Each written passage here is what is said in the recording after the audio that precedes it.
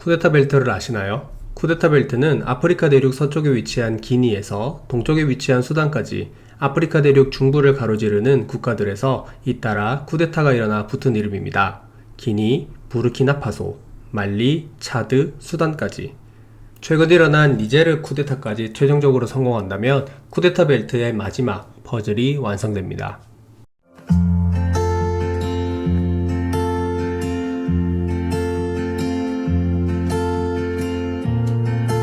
안녕하세요, 봄입니다. 오늘은 쿠데타 벨트에 대해 정리해 보겠습니다. 쿠데타가 일어난 아프리카 국가들을 속속들이 알아보기보다는 프랑스와 민주주의 두 축으로 나눠서 정리하겠습니다. 아프리카에서 정치, 경제적으로 크게 불안정한 국가는 사헬 지역이라는 곳에 주로 위치해 있습니다. 세계 최대 사하라 사막과 사바나 지역이 만나는 곳인 사헬 지역은 2019년 4월 이후 4년 동안 수단, 말리, 차드, 기니, 부르키나파소, 니제르가 쿠데타를 겪었습니다. 사헬 지역은 인구 밀도가 낮은 광활한 지역이라 정부가 국토를 세밀하게 통치하기 어렵습니다. 아랍계와 흑인 부족 등 다양한 인종이 뒤섞여 있어 혼잡합니다. 홍해에서 대서양까지 아프리카를 가로로 정확하게 가르는 이곳 국가들은 마치 약속이나 한 듯 쿠데타 도미노 현상이 일어났습니다. 국제정치학에서 쿠데타 벨트라는 신조어가 자연스럽게 나온 이유입니다. 쿠데타 벨트에서 쿠데타가 자주 일어나는 가장 큰 이유는 치안 불안입니다. 사헬 지역은 기후변화로 인해 토지 및 수자원에 대한 경쟁이 격화되고 있는데 공권력은 무장 세력을 제대로 막아내지 못하고 있습니다. 여기에 정부에 대한 불신은 많은 국민이 무장 세력을 더 신뢰하는 기이한 현상을 만들어내고 있습니다. 아프리카 대륙은 수많은 부족으로 이루어져 있습니다. 과거 제국주의 세력은 부족 간 다양성이나 환경을 생각하지 않고 제멋대로 선을 그으며 지금의 국가를 만들었습니다. 뿌리 깊은 종족 간 갈등이 늘 폭탄처럼 째깍째깍하는 상황에서 이슬람 극단 세력의 테러 행위까지 빈번합니다. 쿠데타 벨트를 이해하기 위해서는 크게 두 가지 열쇠가 필요합니다. 먼저 프랑스 열쇠를 열어보겠습니다. 1800년대 후반 아프리카 대륙에서는 프랑스와 영국의 식민지 쟁탈전이 일어났습니다. 프랑스는 동서로, 영국은 남북으로 종단하며 세력을 넓혀갔습니다. 여기에 독일, 벨기에, 포르투갈까지 가세하며 경쟁적으로 아프리카 땅 따먹기가 일어났습니다. 식민지 쟁탈전을 촉발시킨 인물은 벨기에 국왕 레오폴드 2세였습니다. 그는 아프리카를 미개하다 확신했고 이 지역을 문명화하고자 했습니다. 말이 좋아 문명화이지 실제로는 식민지화였습니다. 아프리카 대륙에 넘쳐나는 보석과 풍부한 지하 자원에 눈독을 들였습니다. 유럽 열강들은 1884년 독일 베를린에 모여 아프리카 식민지 분할 회의를 열었습니다. 부족, 언어, 문화, 역사 등을 완전히 무시하고 열강들의 편익에 의해 죽죽 그어진 대부분의 국경선은 여전히 존재하고 이로 인해 아프리카의 눈물과 비극은 멈추지 않고 있습니다. 유럽 열강 처지에서 보면 당시 아프리카의 80%는 주인 없는 땅이었습니다. 베를린 회의를 통해 실효지배라는 개념이 생성되었고 한 국가가 특정 영토를 식민지화하기 위해서는 그 부분에 인접한 모든 국가에 알려야 한다는 의무사항도 만들어졌습니다. 유럽의 식민주의는 에티오피아와 라이베리아를 제외한 아프리카 거의 모든 지역에 도입됐습니다. 프랑스와 영국은 자국 국민을 보내 해당 영토에서 직접 통치를 했고 나머지 국가는 기존 권력 구조를 지배하는 것으로 간접 통치를 했습니다. 프랑스는 모로코, 알제리, 말리, 니제르, 차드, 가봉, 콩고 등 독립 이전까지 아프리카 대륙 북부와 서부에 위치한 많은 아프리카 국가를 지배하였습니다.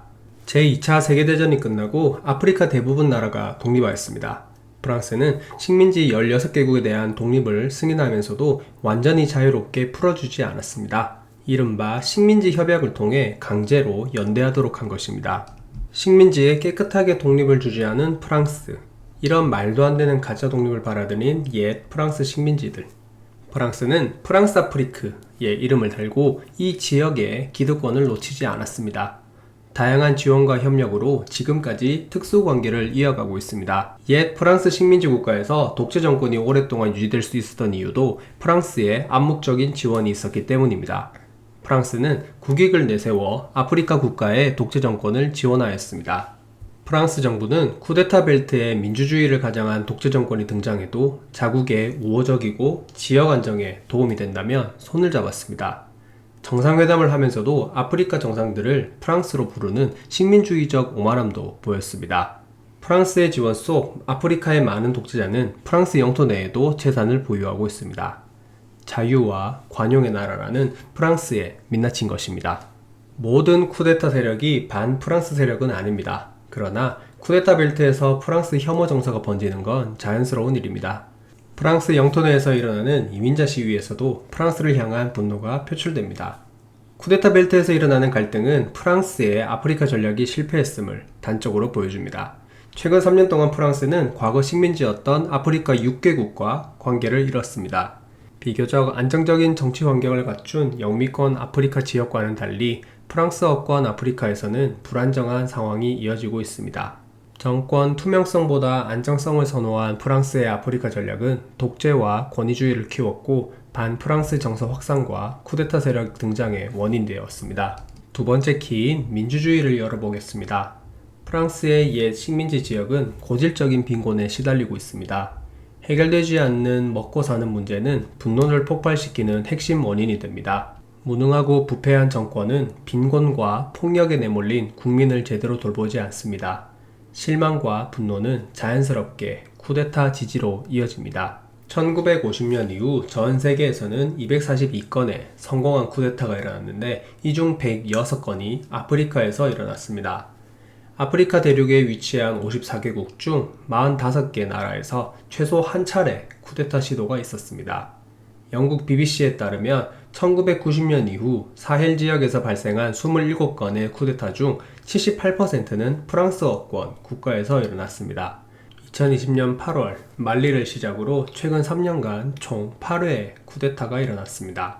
많은 아프리카인의 민주주의 열망을 권력자와 서방 세계는 제대로 보지 못했습니다. 유명무실한 선거와 시민 참여, 사법부 독립 등 민주주의 요소의 결여, 정치 권력의 세습은 제대로 된 민주국가라 할 수 없습니다. 세계에서 가장 굶주리고 내전과 테러에 고통받는 아프리카. 그러나 모든 아프리카 국가가 이럴 것이라는 건 편견에 불과합니다. 잦은 내전에 시달리고 툭하면 쿠데타가 일어나는 원인을 단순히 과거 유럽 열강이 쭉쭉 그어놓은 국경선과 민주주의 열망을 제대로 실현시켜주지 못한 것에만 한정해서는 안됩니다.